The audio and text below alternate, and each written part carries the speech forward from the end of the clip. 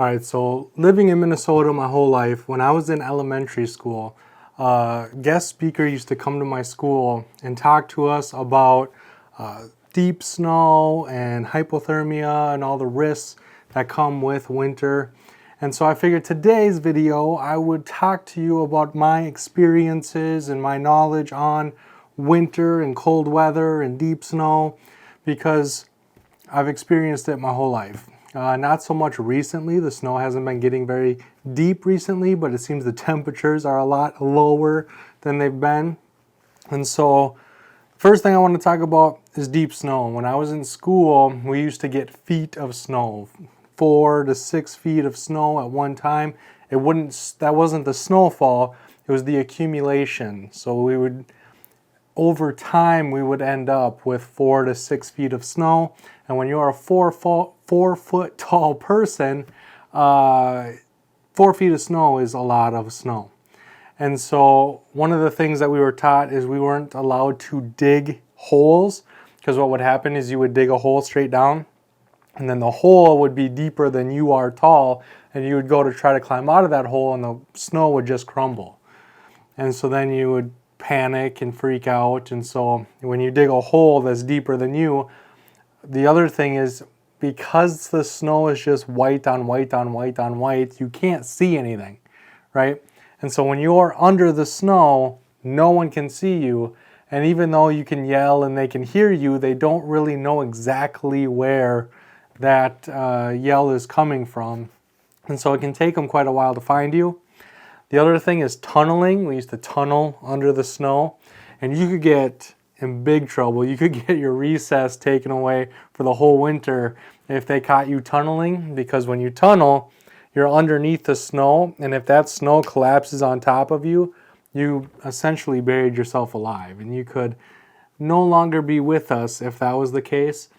Same thing with building a fort and then building the walls too tall. If those walls fell over, because again, we're not engineers, we're little kids. If those walls fall over, again, we could get buried alive and bad things could happen, right? And because the snow falls, and again, it's white on white on white, you could walk right over the person and not even realize there's a person underneath there, you know what I mean? And so it's very, very dangerous. And so, yeah, we would get in big trouble we would have to stand up, and if our snow fort that we built at recess was taller than our chest, we would get in trouble. If they caught us tunneling or digging a hole that again was deeper than chest high, we would get our recess taken away. And so those were the rules when growing up when it came to deep snow. But again, it's very dangerous. It's very hard to see in the snow because, again, it's white on white on white. You just look out and everything looks exactly the same. It's like being lost in a cornfield, right? And when you get into a cornfield, everything looks exactly the same. You don't know if you're heading east, south, west, north. You have no idea. And so, yeah, it can be quite dangerous. But besides that, we haven't been getting a lot of deep snow, so that really hasn't been an issue of lately, the last few years. But the big thing is temperature. And now every year I say this, and I'm probably going to say it every year moving forward. When it comes to cold weather gear, there is winter designer clothes, and then there is cold weather gear. They are not the same. They'll never be the same. They are completely different things.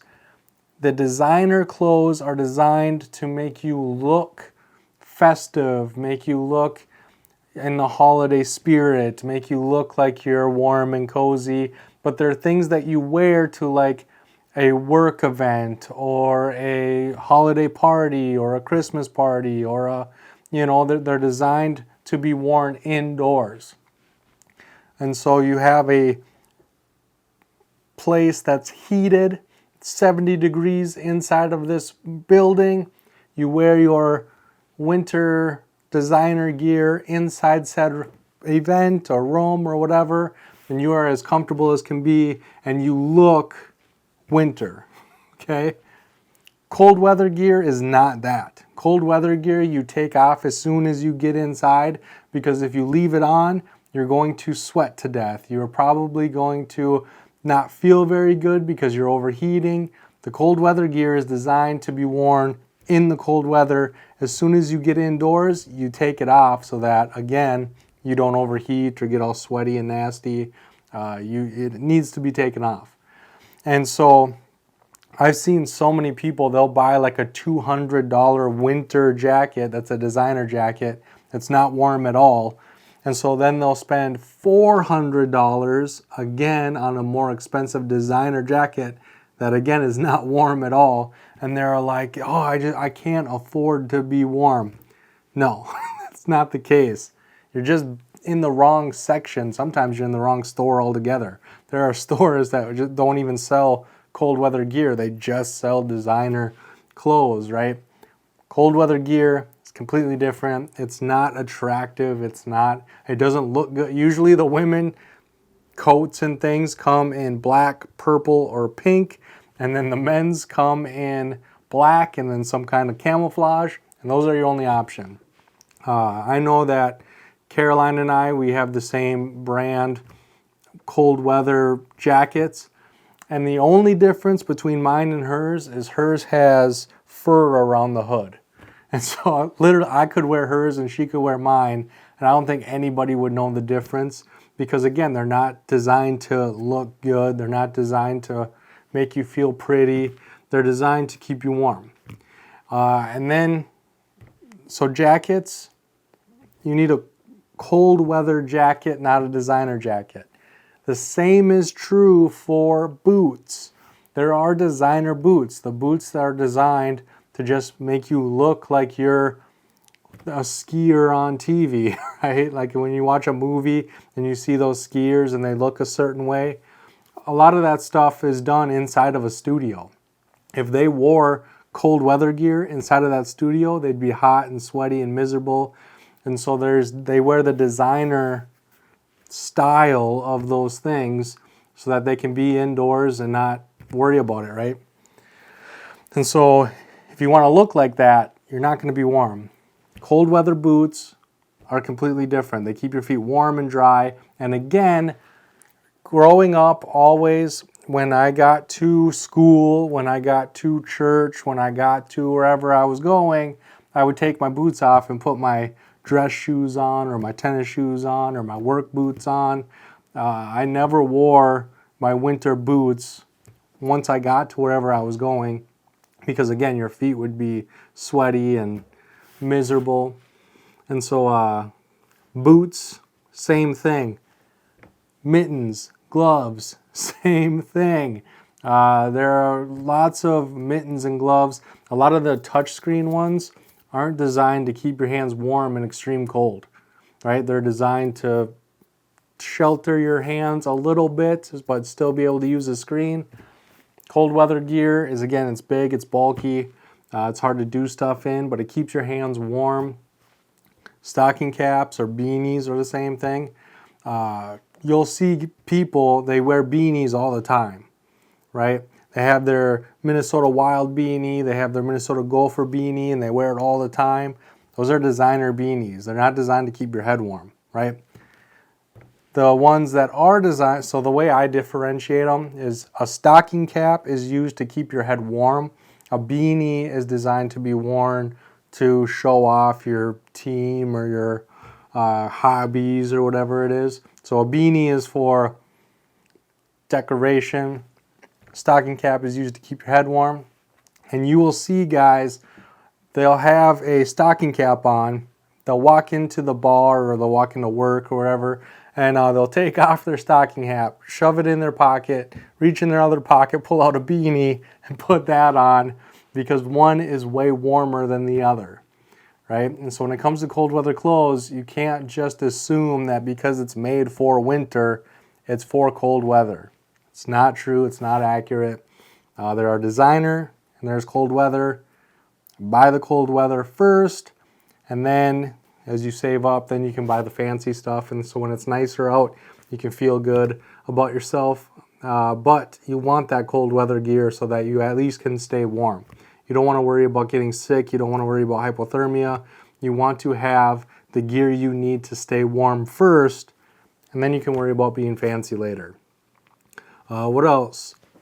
If the power goes out all the time because so the power lines are above ground in my area, and when it blizzards and snows, the snow load, the weight of the snow can take down trees. So if you have a tree that's not doing so well, maybe a woodpecker got to it, maybe it's getting rotten from the inside, that snow takes it off and then it falls on a power line, and then you have to wait for the utility company to go and fix that problem.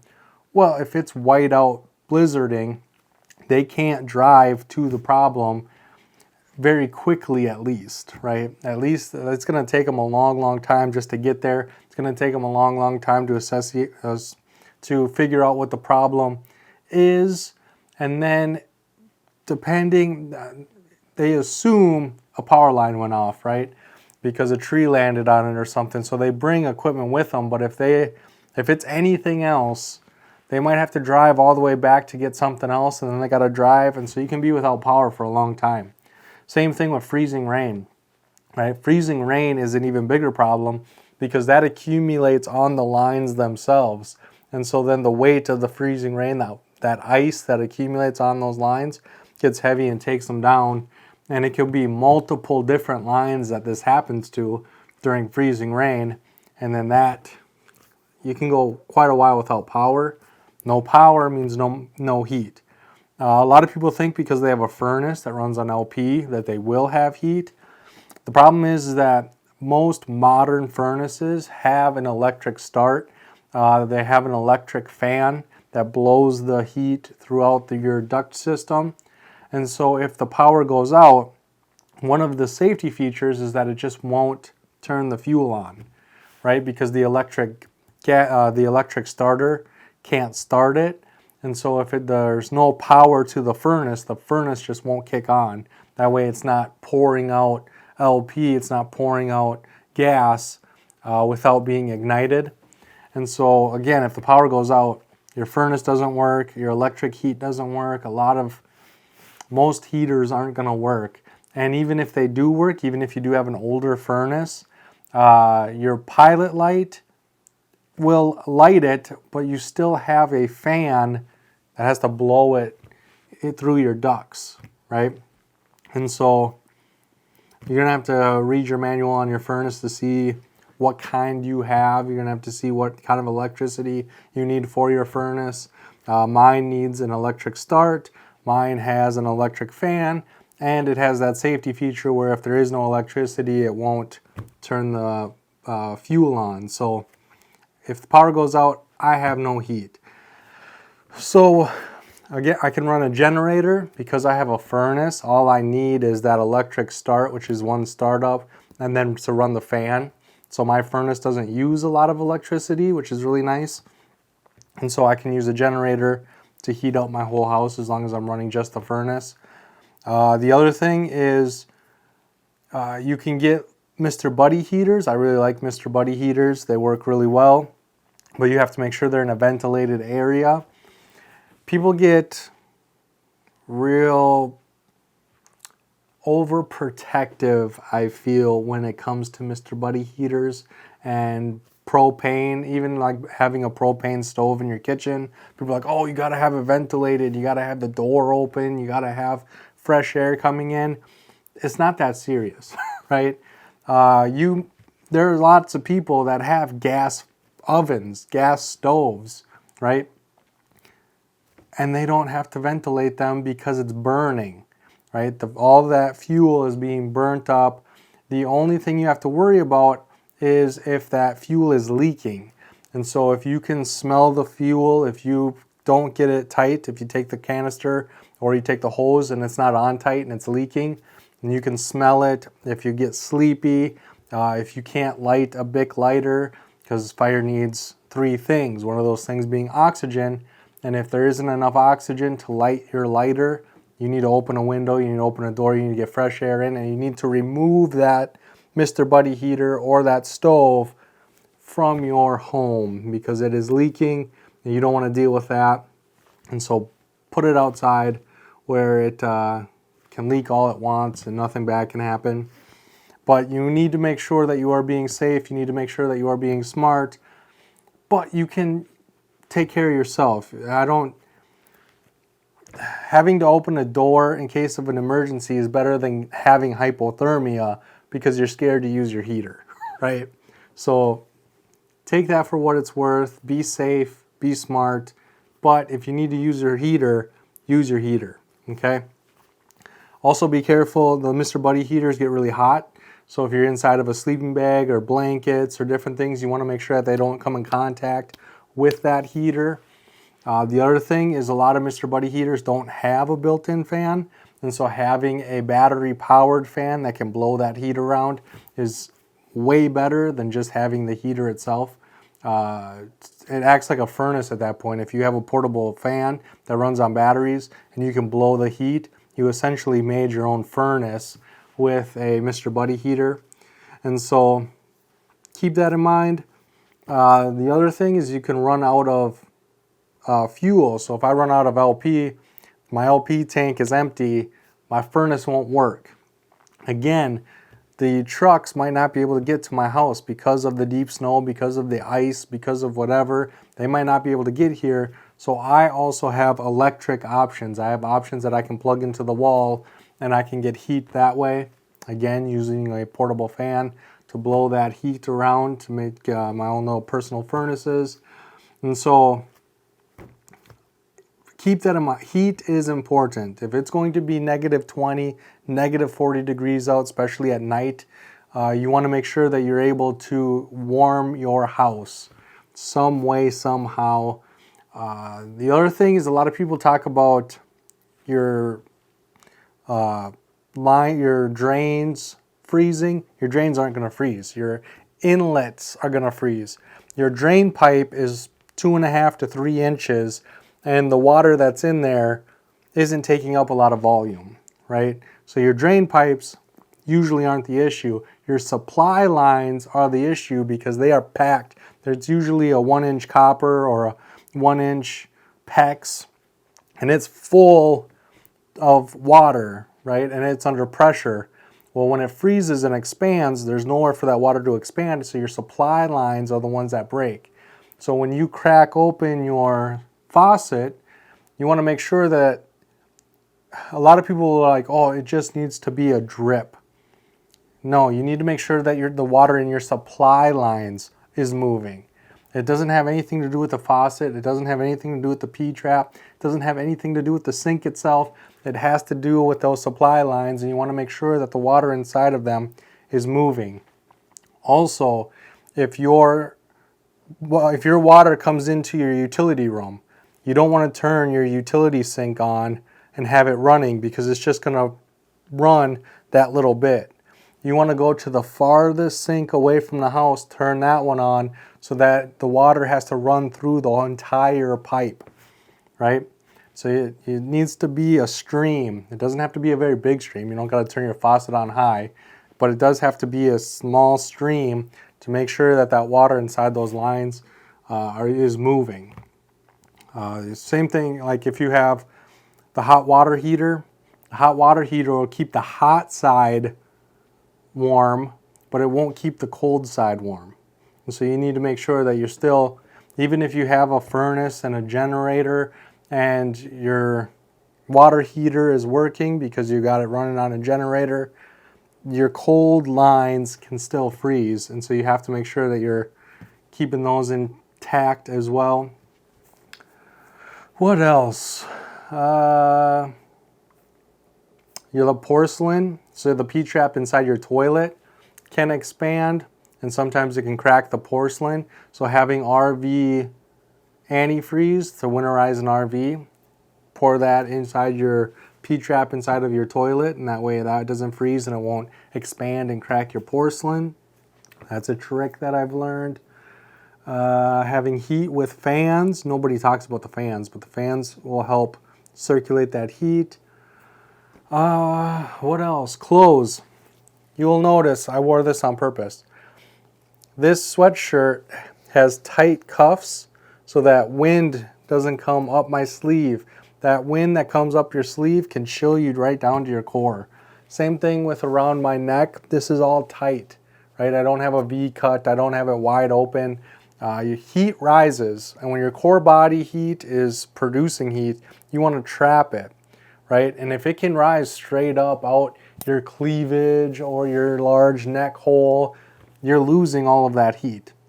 And so again, sweatshirts, sweatpants, leggings, socks, there's designer, winter designer clothes, and then there's winter cold weather clothes. This is a cold weather clothed item. I do have some sweatshirts and things that don't keep me warm, but they keep me comfortable when I'm indoors. This one is designed to keep me warm even when I am outdoors. Again, you want this neck to be tight. You want your sleeves to be tight. You want around your waist to be tight. You don't want a draft going up your back. The first layer of shelter is the clothes you are wearing. So make sure that you're investing in clothes that do what you need them to do. What else? Bibs. A lot of people like snow pants because they can just put them on, do what you need to do. The problem with the snow pants is you have the snow pants on your waist, and then you have your jacket on your waist, and then the snow pants are heavy, so they start to sag, and then your jacket starts to creep up, and then you have that exposed skin around your waist, and then you can get frostbite, you can start getting hypothermia. So I like bibs. I like overall style sweatpants so that if my jacket starts to creep up, I'm still covered from my bibs. I told Caroline always liked the sweatpants, and I told her that the next pair she buys has to be bibs. She can have both, but she has to have a pair of bibs. And so then she went out and she bought both. She bought bibs and she bought pants. I don't think she's ever worn the pants, even though that's what she wore growing up. That's what she always wore. But yeah, the bibs keep you way warmer. It also, again, helps trap that core body heat. And yeah, it keeps the drafts out. And those drafts, they just chill you to the core. And so the more you can keep them away, the better off you'll be. What else? I'm not real sure. We talked about snow. We talked about clothes. We talked about power outages and heating with electricity and propane. We talked about using a fan to circulate the heat. We talked about ventilation and the tricks to learning if you need to open a window or a door to get fresh air in. I think that's all I can think of right now. If you have any questions or knowledge on the subject, please leave it in the comment section down below. I want to have one video that people can come to and get as much information as they can. And I understand that, like, to me, like I said, there were people that would come to my school and they would drill this stuff into my head. And every single winter, I got to worry about the temperature, and I got to make sure that my cold weather gear is ready, and I got to make sure that this and that and the next thing. And a lot of people don't have that. Even my son right now doesn't have that. It's up to the parents to teach their kids about this cold weather stuff. And so hopefully with this video and hopefully with the comments down below, we can help each other get through these winter months. I know that a lot of people associate December as super cold. I think it's because of Christmas. When people think of Christmas, they think of cold and snow and everything.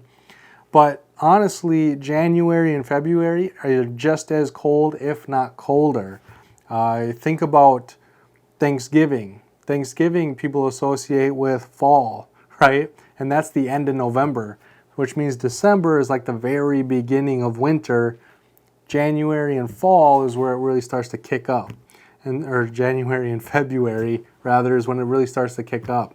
And so it gets very cold. It can be a lot of snow, a lot of power outages. There is one more thing I can share with you. I just thought of it, is your hood. A lot of people think that a hood will keep you warm. There's a giant hole right here, right? Your core body heat, if it comes out of this neck hole, it's going to come straight out this face hole, right? The thing that a hood is good for, two things actually. Number one, you put your hood up and it'll help block the wind. And so if you can have your back to the wind, it'll keep that wind from going down the back of your neck, which again chills you to the bone. So having a hood that can handle like a windbreaker style hood, a hoodie hood isn't really that great at protecting you against wind, but it's better than nothing sometimes.